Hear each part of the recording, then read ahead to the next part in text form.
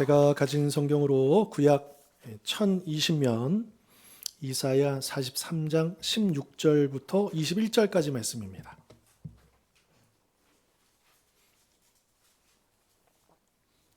(16절부터) (21절까지) 말씀 이제 한 절씩 저와 함께 교독하시겠습니다.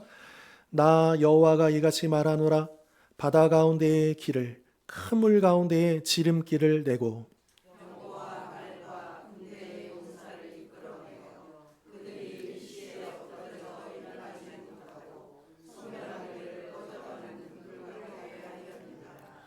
너희는 이전 일을 기억하지 말며 옛날 일을 생각하지 말라.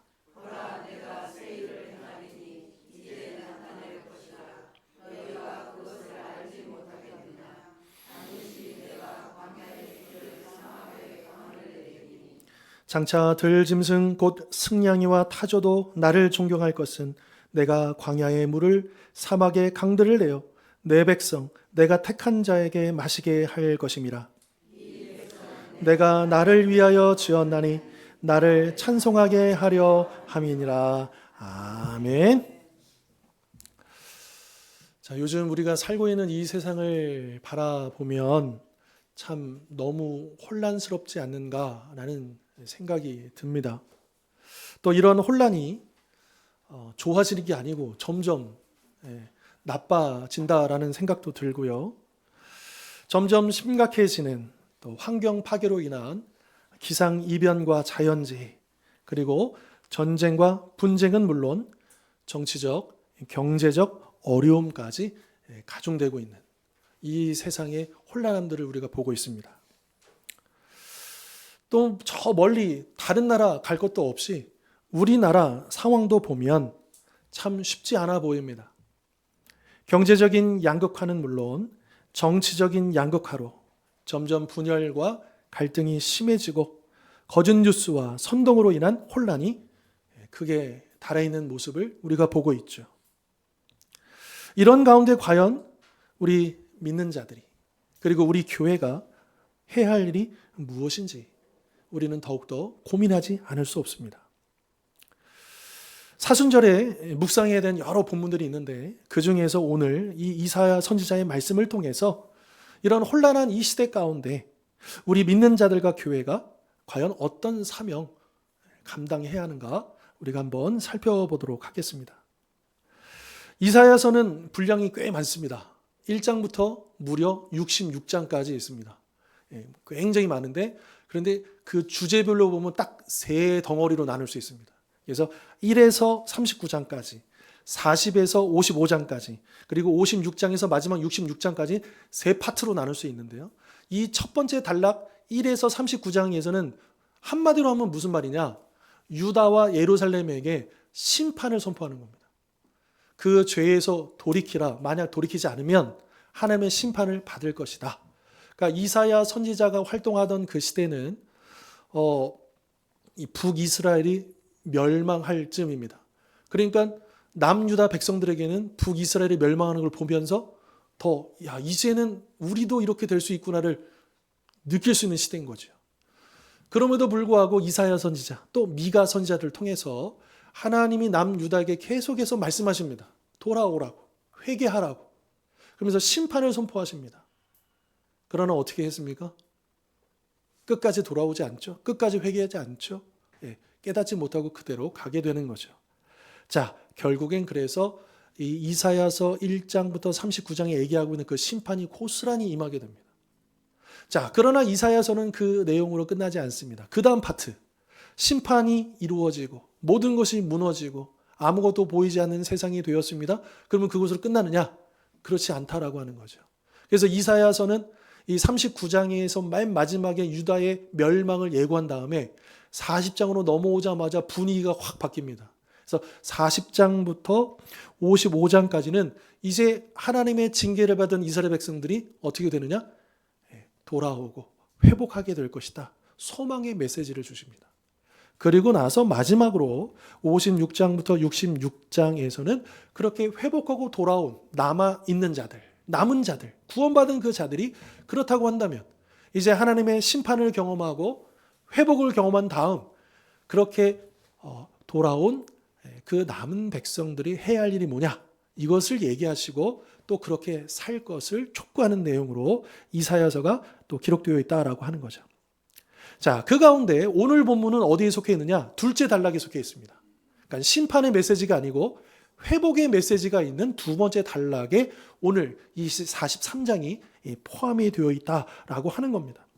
그런데 이 둘째 단락에서 강조하는 게 뭐냐면 이 회복, 다른 말로 구원, 이것은 인간 스스로가 이뤄낼 수 있는 게 아니고 노력해서 얻을 수 있는 게 아니고 오직 하나님이 이루어 주셔야 한다. 이것을 말씀해 주는 겁니다.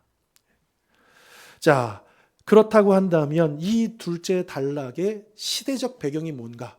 다시 말해서 이 이사야서 말씀이 처음 선포된 이 말씀을 처음 듣게 되었던 사람들은 누구였는가를 우리가 생각해 볼 필요가 있습니다. 이 시대는 언제냐? 이스라엘 백성들이 다 멸망한 다음에 어디로 끌려갑니까? 바벨론 제국으로 끌려가잖아요. 바로 포로로 바벨론에 끌려와 있는 노예같이 살고 있는 그 유대인들에게 이 말씀이 전해지고 있다라고 하는 겁니다. 그러니까 이게 굉장히 중요한 맥락인 겁니다. 지금 그들은 이제 굉장히 그 예루살렘이 무너지는 걸 다 봤어요. 또 끔찍한 살육과 또 그 엄청난 혼란과 전쟁의 아픔을 다 겪고 이제 바벨론에 왔어요. 근데 시간이 흘러가는데 70년이 다 돼가는데 근데 이 바벨론에 격변이 일어나는 거예요. 페르시아의 고레스라는 왕이 드디어 이 바벨론을 함락하기 직전인 겁니다.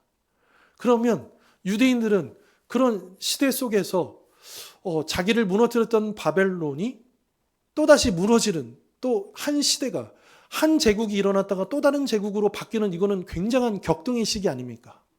이런 혼란한 시기 속에서 그러면 하나님의 백성인 유대인들은 과연 하나님은 우리에게 어떤 뜻을 가지고 계시고 우리에게 뭐라고 말씀하시는가?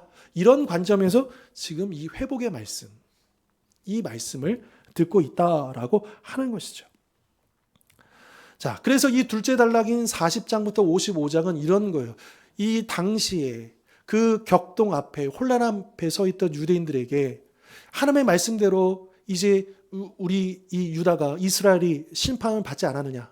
그리고 이제 지금 눈앞에 펼쳐져 있는 이 불안한 이 모든 것들이 우리를 더 절망으로 끌고 가는 것이 아니라 하나님께서 이제 우리에게 새로운 일을 이루어 주시겠다고 하는 이것을 깨달으라고 그리고 이제 준비하라고 다시 예루살렘으로 돌아갈 것을 준비하라는 그런 메시지를 전한다라고 하는 것이죠. 자, 그러면 이 회복의 메시지를 우리가 조금 더 자세하게 살펴보면 자, 우리 43장인데 한 40장으로 한번 앞으로 좀 가보시겠습니까? 43장 이렇게 표시해 놓으시고 자, 40장 1절입니다. 40장 1절. 자, 40장 1절. 자, 함께 읽겠습니다. 너희의 하나님이 시작.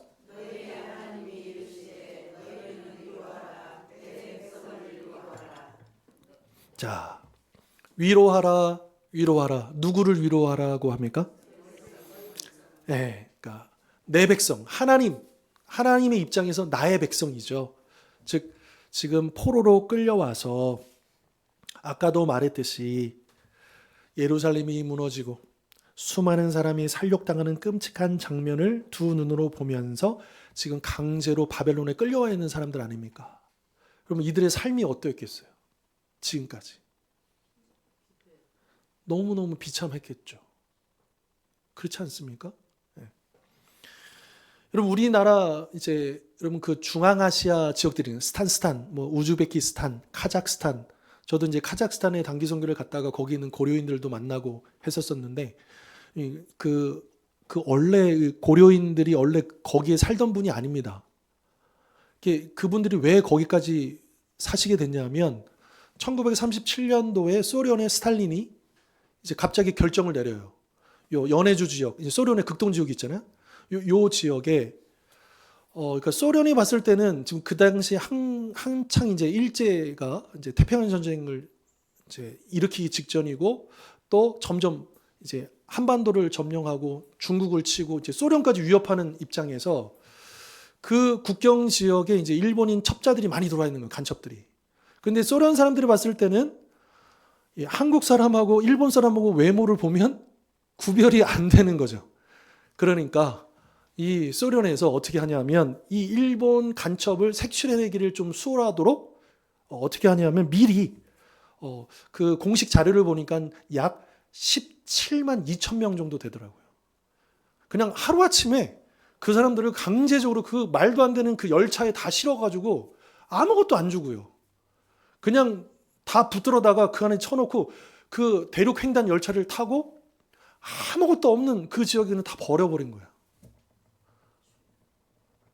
그러니까 이게 상상이나 될 일입니까?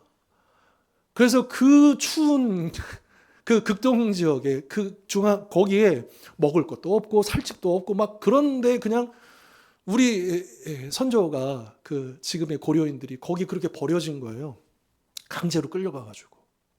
얼마나 많은 사람들이 그 추위에 죽었겠습니까? 얼마나 공포에 떨었겠습니까? 또 거기서 그래도 살아남으려고 얼마나 애를 쓰고 거기서 살기 위해서. 지금은 이제 고려인 3세, 4세 때까지 있죠. 예. 그러니까 여러분 유대인들이 바벨론의 멸망에서 비참하게 포로로 끌려가가지고 그렇게 이 바벨론의 여러 지역들에 퍼져나가서 그렇게 살고 있는 그 비참한 삶, 아마도 우리 고려인들이 그렇게 중앙아시아에 버려져서 살아남기 위해서 그렇게 힘겹게 살았던 그런 삶하고 겹쳐지지 않겠는가, 이런 생각을 해보게 되고요. 자, 하지만 시간은 계속 흐르죠. 그래서 하나님께서 이 예레미야 선지자를 통해서 몇 년을 말씀하셨냐면 징계의 시간을 몇 년이요? 70년입니다. 여러분 다니엘서를 보면요. 다니엘도 포로로 끌려온 사람 아닙니까? 2차 포로 때. 이 다니엘이 이제 전반부 1장부터 6장까지는 이제 그 역사 이야기가 나오고 7장부터 마지막 12장까지는 다니엘의 환상이 나와요. 그가 보았던 묵시록이 나오는 거죠. 거기에 보면 다니엘이 예레미야서를 읽었다는 내용이 나옵니다. 그런데 거기에 뭘 발견하느냐? 70년이라는 숫자를 발견해요. 그러면서 다니엘이 아는 거죠. 아, 이제 때가 오는구나. 하나님이, 그러니까 대부분의 사람들은 그냥 우리나라 망했다, 그냥 끝났다, 그렇게 했을 거 아닙니까? 그런데 다니엘과 같은 또 하나님의 백성으로서의 정체성을 지키기 위해서 치열하게 바벨론에서 살아남았던 자들은 그 하나님의 약속의 말씀을 붙드는 거죠. 그러면서 이 이사야 말씀이 더 새롭게 다가오는 것 아니겠습니까? 야, 드디어 회복의 때가 오는 거구나. 70년이 끝나고 이렇게 오는구나. 자, 그래서 그 70년이 끝나고 나서 하나님이 이사야 선지자에게 뭐라고 선포하라고 하냐면, 우리 아까 1절 읽었잖아요. 40장 2절도 읽겠습니다. 2절, 40장 2절입니다. 너희는 아까 읽었던 40장 1절 말고 2절입니다. 너희는 시작.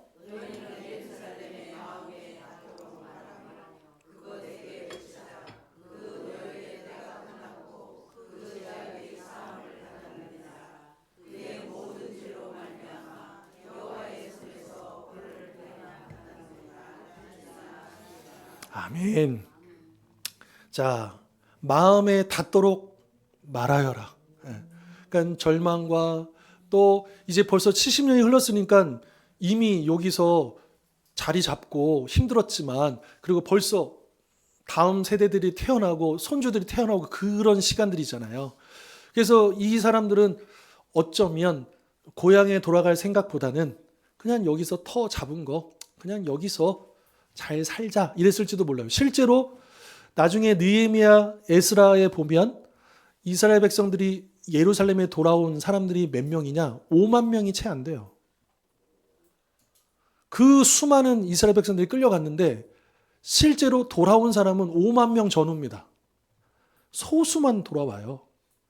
대부분은 어떠냐? 그냥 바벨론 그 흩어졌던 그 지역에 살아남아서 그냥 그렇게 살아옵니다. 돌아오지 않고, 물론 이제 돌아오지 않는 그 유대인들도 물심양면으로 또 자기 민족과 고향을 위해서 도왔겠죠.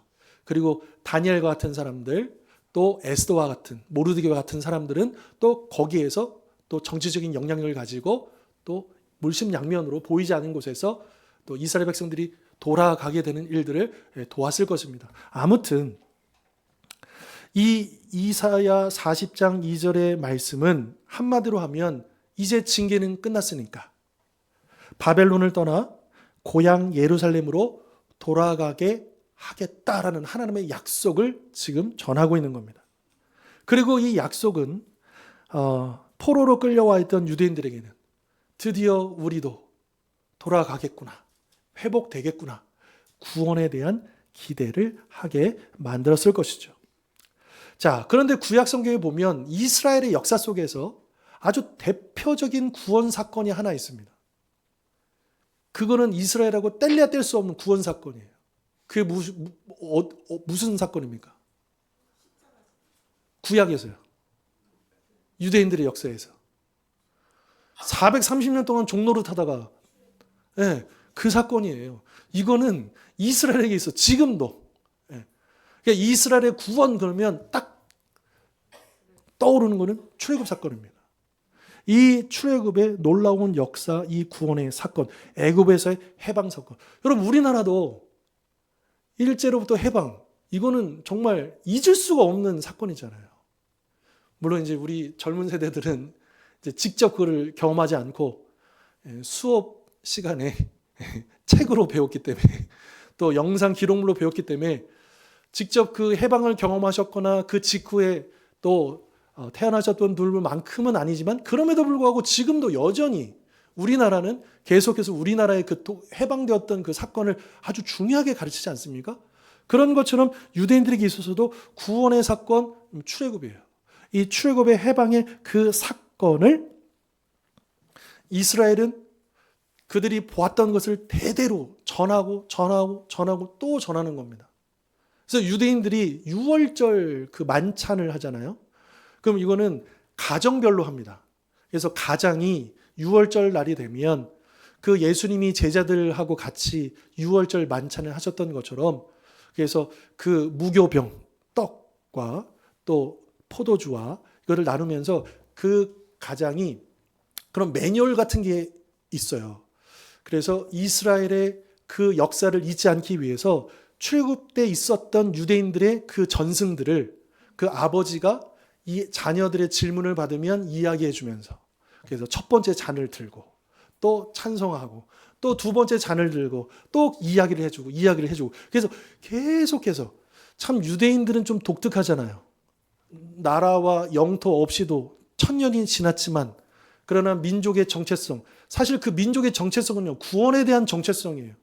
자신들이 하나님께 구원받은 하나님의 백성이라고 하는 정체성을 가지고 있었기 때문에 전 세계에 흩어져 살고 있는 유대인이지만 어떻습니까? 시오니즘이라고 하는 그것으로 이 지금의 이스라엘 나라를 건국하고 또 지금도 전 세계에 있는 유대인들은 거기에 협력하고 돕고 있잖아요. 그런 것처럼 여러분 우리도 영적인 유대인과 같은 내가 구원받았다라고 하는 이 정체성을 가지고 우리 각자는 각 분야 속에서 이 사회 곳곳에서 또 가정과 일터와 이 세상 가운데 흩어져 살지만 우리가 이 구원에 대한 정체성을 잃어버리지 않으면 우리는 얼마든지 어디서든지 하나가 될 수 있고 그것으로 힘을 모을 수 있고 또 하나님의 백성으로서 우리가 연합을 이룰 수 있다는 것을 우리는 기억을 해야 합니다. 그러니까 유대인들이 전 세계에 영향을 끼치는 이유 중에 하나가 뭐냐면 여기에 대한 기억이에요. 여기에 대한 확신이에요. 여기에 대한 믿음이에요. 자신들은 하나님 앞에 특별하게 구원받은 백성이다. 선택받은 백성이다 라고 하는 그런 자부심을 가지고 그래서 어디를 가든지 이 성전을 잃어버린 다음에도 유대인들은 포기하지 않고 어른들 10명, 성인 남자 10명만 모이면 회당을 만들고 거기서 모여서 하나님의 말씀을 줄기차게 읽어나가면서 자신들이 이 세상 나라 백성이 아니라 하나님 나라 백성이라는 것을 계속해서 기억하면서 살아낸 것 아닙니까? 우리도 마찬가지다라고 하는 것이죠. 자, 43장 오늘 본문으로 넘어오시면 16절과 17절 한번 보십시오. 43장 오늘 본문 16절과 17절. 나 여호와가 이같이 말하노라. 바다 가운데의 길을 큰 물 가운데에 지름길을 내고 병거와 말과 군대의 용사를 이끌어내어 그들이 일시에 엎드려져 일어나지 못하고 소멸하기를 꺼져가는 등불 같게 하였느니라. 이거 읽으니까 뭐가 생각나십니까? 네, 바다의 길을 내셔서 홍해를 가르시고 또 그들을 쫓아오던 애국 군대를 수장하시는 그게 딱 나오지 않습니까? 이 출애굽의 그 이야기를 여기서 하고 있다라고 하는 거죠. 그런데 오늘 본문에서는 이 이야기를 하고 싶은 게 아닙니다. 이런 놀라운, 여러분 이 출애굽의 역사, 홍해를 건너고 그 애굽 군대들이 수장되는 이 역사를 여러분들이 직접 봤다면 어떠셨을 것 같아요? 그 흥분과 그 감격과 그 기쁨과 이루 말할 수 없을 거잖아요. 그죠? 절대로 잊을 수 없는 그런 구원의 사건이지 않습니까? 자, 그런데 지금 바벨론의 포로로 또 종이 되어서 살고 있는 이 이스라엘 백성들에게 그 과거의 일들을 말하시면서 이스라엘에게 있어서는 그 출애굽의 역사가 정말 최고의 기억이고 최고의 사건이지만 그것을 완전히 뛰어넘는, 그것보다 더 새로운, 더 놀라운 구원을 이루어 주시겠다라고 하는 말씀이 오늘 본문이라는 거예요. 그것이 바로 바벨론으로부터의 해방. 그래서 이 바벨론에서 돌아오는 이 사건을 제2의 출애굽이다. 이렇게 이야기하는 것이죠. 그래서 18절로 20절은 이렇게 말씀하시는 겁니다. 너희는 이전 일을 뭐 하지 말래요? 옛날 일을 뭐 하지 말래요? 네. 그럼 보통 우리가 이 43장 18절 말씀 19절 보라서 애가 새 일을 행하리니 요 구절을 되게 좋아합니다.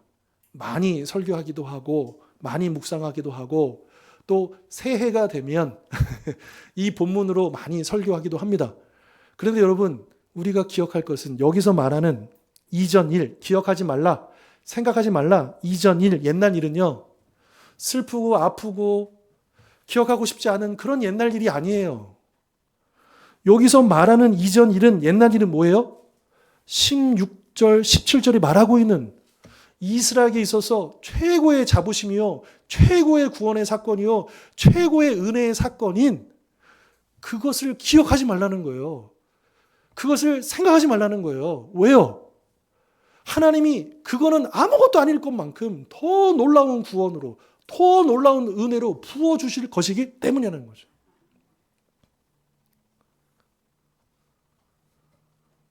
여러분 혹시 우리에게 그런 기대와 믿음이 있습니까?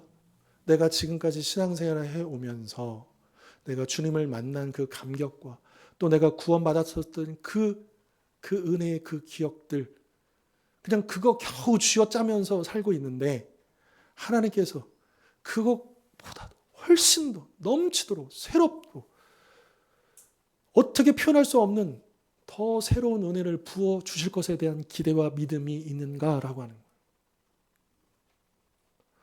기대가 없으면 설레지도 않고요. 그리고 무덤덤해집니다. 우리의 신앙생활이 역동적이지 않고 그저 습관화되고 화석화되고 굳어지는 이유가 뭐냐면 기대가 없기 때문입니다. 변화될 것에 대한 기대, 무언가 달라질 것에 대한 기대. 내가 지금까지 60년, 70년, 80년을 살아오면서 다 경험했고 다 알고 더 새로운 건 없어. 이러면 끝인 거예요. 어쩌면 이 당시에 바벨론에 살던 이 이스라엘 백성들도 70년의 시간이 훅 지나면서 이제 더 새로운 게 뭐가 있습니까? 그저 한 가지 잡으신, 그렇지 우리 민족은 옛날에 그 출애굽의 그 놀라운 은혜를 받은 그 민족이지, 요 정도 이렇게 그러면서 옛 기억을 가지고 그냥 이렇게 살자 했을지도 몰라요. 그런데 그런 이스라엘 백성들에게 하나님께서 이사야 선지자를 통해서 뭐라고 하시느냐? 아니야. 너희들은 상상도 할 수 없고 너희들은 예측도 할 수 없고 너희들에게 내가 부어줄 새로운 일이 지금 무궁무진하게 기다리고 있어. 그러니 기대해. 그 일들을 이룰 나를 기대해. 라고 말씀하고 있는 거예요. 여러분 정직히 우리가 가슴에 손을 대고 우리 자신을 돌아보십시다. 여러분 어떤 기대를 가지고 계십니까? 그냥 그럭저럭 이제 인생 잘 마무리하고 그냥 주님 부르실 그때까지 그냥 이 믿음 잘 지고 가면 되겠다. 물론 이런 생각도 나쁘다고 말할 수 없습니다. 잘못됐다고 말할 수 없습니다. 그러나 여러분, 하나님은 우리를 향해서 그게 아니고 지금 하나님의 주머니에는, 그 복주머니에는 하나님께서 우리에게 부어주실 새로운 놀라운 일들이 기다리고 있는데 아무도 기대하고 있지 않아요. 아무도 구하지 않고 있어요. 제가 대학생 때, 청년 때 그때 히트쳤던 그 야베스의 기도라는 책이 있습니다. 예, 이제 분량이 많지 않은데 거기에 이 야베스의 기도라고 하는 그 책에 보면, 물론 이거는 성경에 있는 내용이 아니고 그 주제를 가지고 기독교 작가가 이제 그거를 쓴 거예요. 그 주제와 관련해서. 근데 그 책에 보면 이제 그런 이제 예와 비슷한 내용이 나오는데 천국에 갔어요. 근데 예수님이 천국에서 큰 창고를 보여주시는 거예요. 그래서 거기 가 봤더니 수많은 선물 상자들이 가득 놓여 있는데 그 선물 상자들이 가만히 보니까 그 포장이 되어 있는데 그 포장을 뜯지도 않은, 풀어보지도 않은 선물 상자가 큰 창고에 가득 있는 거예요. 그러니까 궁금하잖아요. 예수님 이게 뭐예요? 뭡니까? 물어봤겠죠. 그러니까 예수님 뭐라고 하시느냐. 이 선물 상자들을 주님께서 다 준비해 놓으셨는데 아무도 이 선물 상자를 구하지도 않고 풀어보지도 않는다. 네. 결국 이제 그게 이제 기도의 주제로 연결돼서 이제 하나님 앞에 그 선물의 은혜, 하나님 주실 그 은혜를 사모하고 구하라라고 하는 그런 주제의 이제 책이거든요.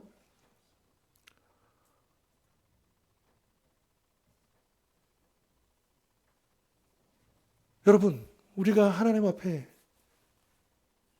기대가 있어야 합니다. 우리 개인적으로도, 우리 가정, 우리 공동체, 또한 더 나아가 이 나라, 이 민족, 또 이 세상을 바라보면서 우리의 현실은 어떻습니까? 참, 더 아까도 서두에 말씀드렸지만 혼란스럽고 절망스럽고 뭔가 새로운 게 더 있을까? 해 아래에 새 것이 있어? 없지. 그리고 인생을 많이 사시면 사실수록 그런 기대감보다는 그냥 이렇게 흘러가는 것이, 이런 경향이 없지 않아 있지 않는가, 그런 생각이 들면서 하나님께서 오늘 이 말씀을 통해서 오늘 우리에게 다시 한번 도전하십니다. 꿈을 가지고, 기대를 가지고. 물론 여기서 말하는 꿈과 기대는 우리의 욕심을 따라, 우리의 탐욕을 따라 우리가 원하는 바가 아니고 하나님이 이루어 주실 새 일이에요. 하나님이 우리에게 주고자 하시는 그 일들이에요. 그것을 바라보라라고 하는 것이죠.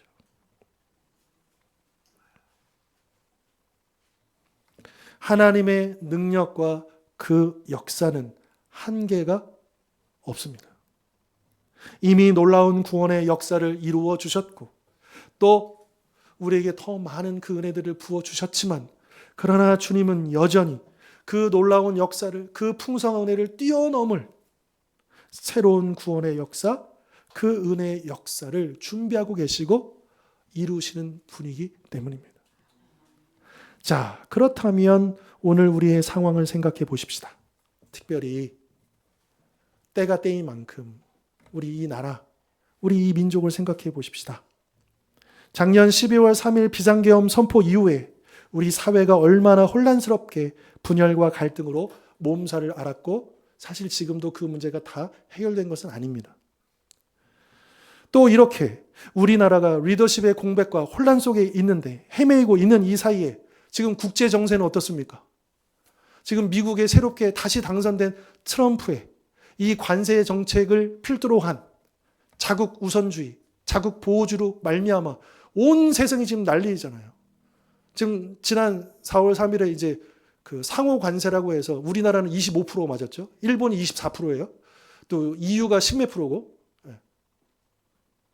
이게 우리는 이게 그냥 안 좋다 정도만 알고 계시지, 이거 정말 큰일 난 겁니다. 장난이 아닌 거예요. 예전에 미국 대통령 중에 이렇게 관세 가지고 막 하다가 어떻게 된지 아십니까? 그 들어보셨죠? 저기 경제 대공황. 그래서 2차 세계대전도 그렇게 발발한 거예요. 그게 꼬리에 물고 해가지고. 미국이 보호주의로, 자국 우선주의로 이렇게 가다가 결국엔 전 세계가 다 휘청휘청 되다가 전 세계가 다 잠식당해버린 거예요.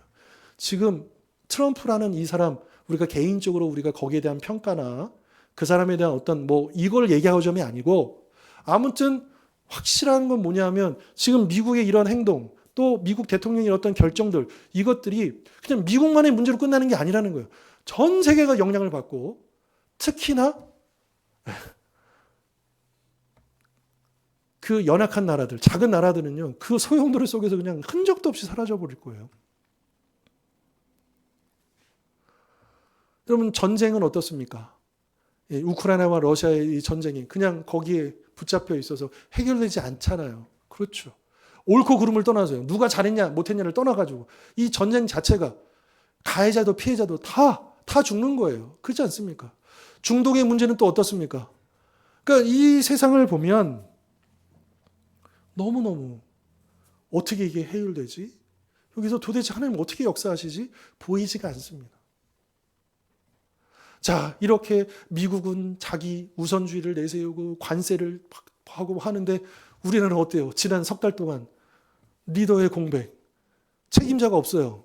또 앞으로도 새로운 대통령이 세워질 때까지 2달 동안 지금 벌써 최소한 반년은요. 지금 이게 협상할 책임자가 없습니다. 우리나라에. 이 중요한 시기. 지금 각 나라들은 어떻게 해서든 협상을 해가지고 관세를 낮추고 뭔가를 이렇게 하려고 하고 있는데 우리나라는 만나주지도 않아요. 트럼프가 우리나라에 대해서, 정부에 대해서 얘기를 안 하잖아요. 그러니까 이런 어려움 가운데 있다라고 하는 것입니다.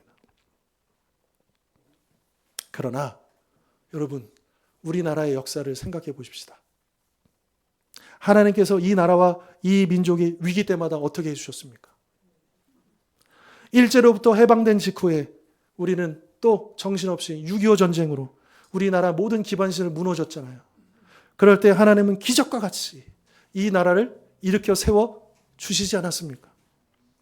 또 그 이후에 정치적으로 군사 독재 정권이 이 나라의 민주주의를 짓밟고 국민들을 짓밟았을 때 또 하나님은 기적과 같이 우리 시민들의 그런 저항과 또한 그런 일들을 통해서 피를 흘리지 않고 문민정부로 평화롭게 권력을 이양하게 하시지 않았습니까? 그래서 제6공화국이 시작이 되었죠. 그 결과 우리나라의 정치는 물론 경제, 사회, 문화 등 모든 분야가 비약적으로 발전을 이루게 하셨습니다. 누가요? 하나님이 하셨어요. 또 그러다가 1997년도 IMF 외환위기, 또 2008년 금융위기, 또 휘청됐습니다. 그러나 그때마다 하나님은 기적과 같이 우리 국민들의 마음을 주장하셔서 금 모으기, 또 마음을 모으고 또 구조조정을 하고 또 그러면서 하나님께서 또 그것을 위기를 기회로 삼아서 우리나라가 더욱더 발전할 수 있는 기회로 삼아주시지 않았습니까? 그러니까 우리가 돌아보면 하나님께서 위기 때마다 이 민족을 얼마나 불쌍히 여기시고 또 당신의 부르짖는 백성들의 기도에 응답하셔서 역사하셨는지 우리는 보는 것이죠.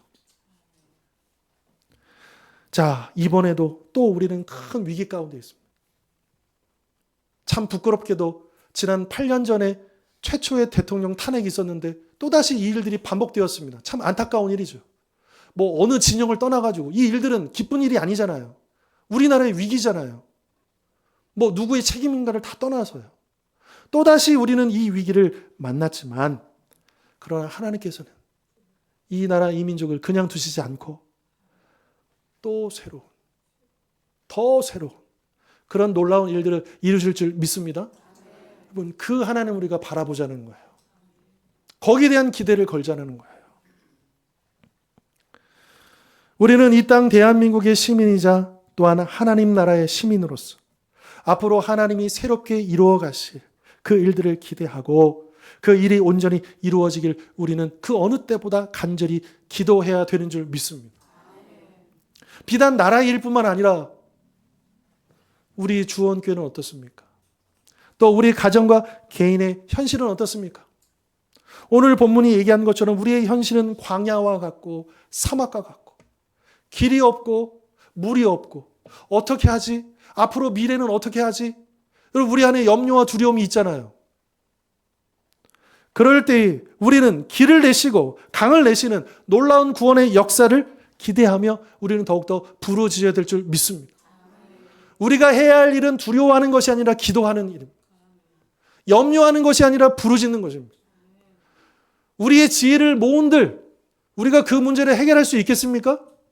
오직 하나님만이 이 문제를 해결해 주실 수 있고 오직 하나님만이 그 막힌 길을 열어주시고 우리 하나님이 아무것도 보이지 않는 그곳에 하나님의 그 길을 내어주신다라고 하는 것이죠. 이것이 우리의 믿음의 고백이고 또 우리가 주님을 향한 그 기대가 되어야 한다라고 하는 것입니다. 그리고 마지막으로 21절입니다. 21절 읽겠습니다. 이 백성은 시작.